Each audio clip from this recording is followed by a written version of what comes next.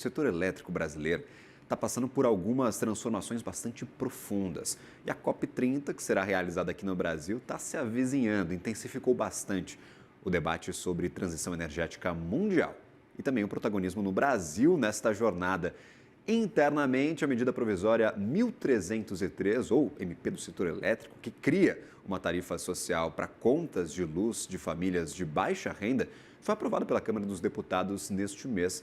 Para discutir essas mudanças do setor e o que vem pela frente, conversamos agora com Reinaldo Passanezi, presidente da CEMIG. Seja bem-vindo, Reinaldo. Obrigado por estar aqui conosco, por ter aceito o nosso convite, meu caro. Eu é quem agradeço, Gabriel. Caríssimo, vamos começar por esse papo. Depois a gente fala um pouquinho mais especificamente sobre a CEMIG, mas como vocês estão enxergando o setor depois da aprovação da tarifa social e principalmente com estes debates que ainda estão lá no Congresso Nacional sobre a abertura de mercado livre de energia, sobre algumas mudanças, por exemplo, nas tarifações, na cobrança de tarifa do fio. E eu queria entender justamente como que vocês estão enxergando essa reforma, essas mudanças gerais que o setor elétrico agora passa no Brasil.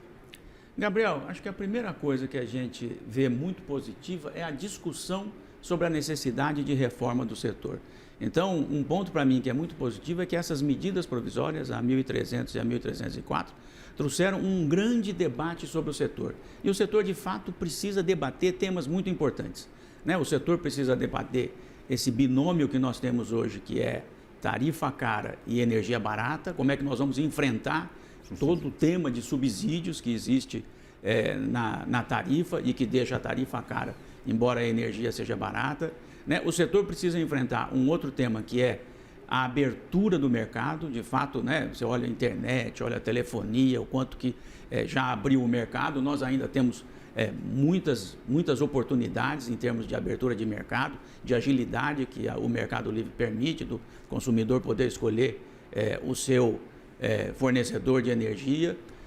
Então eu vejo, e a gente tem hoje o mundo da transição energética, né? O Brasil tem oportunidades espetaculares na transição energética. Então, para ter sucesso na transição energética, eu não tenho dúvida que o Brasil tem que enfrentar hoje o tema da tarifa, né, para a gente poder ter uma tarifa mais competitiva e atrair investimentos de indústrias intensivas em capital, né? E nós precisamos trazer mais agilidade ao mercado, mais liberdade para o consumidor com o Mercado Livre. Então, vejo muito positivo a discussão, porque essa discussão traz um momento único que é a gente repensar o setor e tentar trabalhar algumas disfuncionalidades para a gente poder seguir muito forte na transição energética. Muito bom. Curiosidade aqui, eu estava dando uma olhada nas pesquisas da empresa de pesquisa energética. 88% da energia gerada aqui no país vem de fontes renováveis, metade da energia é de fontes hidrelétricas, mas já chega aí a 25% participação de eólicas e solar nesta geração. Então, um ponto bastante importante para esta atenção.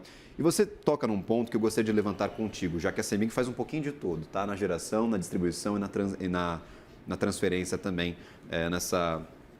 E aí você me ajuda na transição da energia, perdão. Então, está nos 3 pontos, nos 3 setores.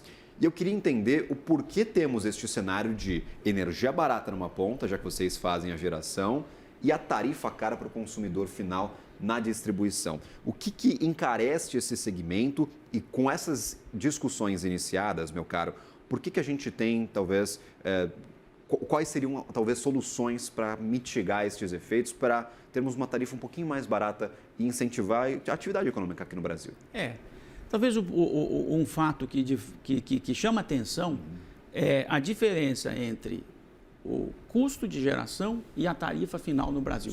Né? Então, isso hoje está ao redor de 5 vezes. Você imagina, né? Você compra energia, vamos dizer, a mais ou menos, no Mercado Livre, a mais ou menos R$200 o megawatt-hora, mas o consumidor residencial vai pagar R$1.000, R$1.100. Então, essa é uma diferença muito alta, que obviamente afeta a competitividade da economia brasileira. A média dos países da OCDE é 1,5 vezes, 2. Então, de fato, o Brasil é um dos países que tem mais diferença entre o custo da geração e a tarifa final. Por que gerou isso? Gerou isso porque a gente tem uma série de subsídios que foram sendo acrescentados, né, à conta de energia elétrica. Tem uma conta que chama CDE, que é Conta de Desenvolvimento Econômico, ela só vem crescendo, né? No caso da CEMIG, ela representa para o consumidor residencial da CEMIG aí 20% da tarifa. né? E tem algumas outras subsídios que nem estão na CDE, que é, por exemplo, geração distribuída.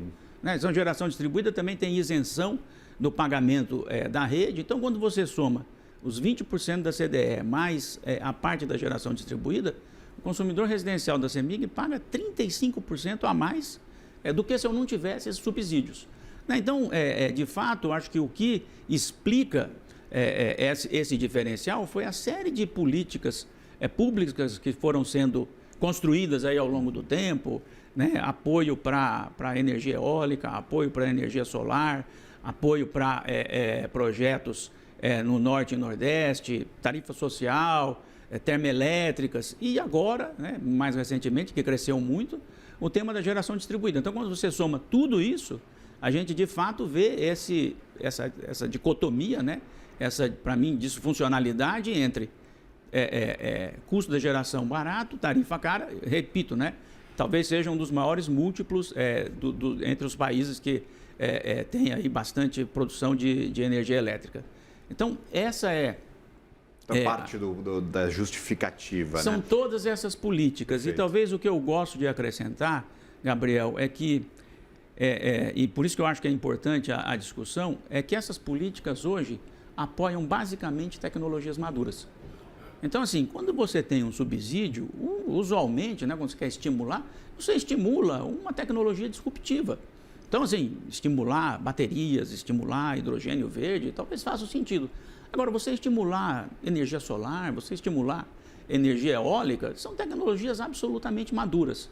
Né? Eu tenho 2 números aqui que eu gosto de citar. Né? A potência instalada do Brasil é mais ou menos 200 GB, 220 GB. Perfeito. Né? Nós temos 2,2 teras de capacidade instalada no mundo de solar. E nós temos 1,1 tera de capacidade instalada de eólica no mundo. Então, assim, essas são tecnologias absolutamente maduras, tá certo? Então, assim, tem 10 vezes mais energia solar no mundo do que toda a potência instalada do Brasil, somando todas as hidrelétricas. Né? E tem 5 vezes mais a eólica. Por que nós precisamos manter esses subsídios? Né? Então, eu acho que esses são os temas que estão em discussão no Congresso, que são fundamentais para a gente, de fato, poder trazer competitividade para a indústria brasileira, porque a indústria brasileira está pagando isso e o consumidor também está pagando no pão que ele compra, tá certo? No leite que ele compra. Tudo isso afeta, porque é um insumo essencial, Sim.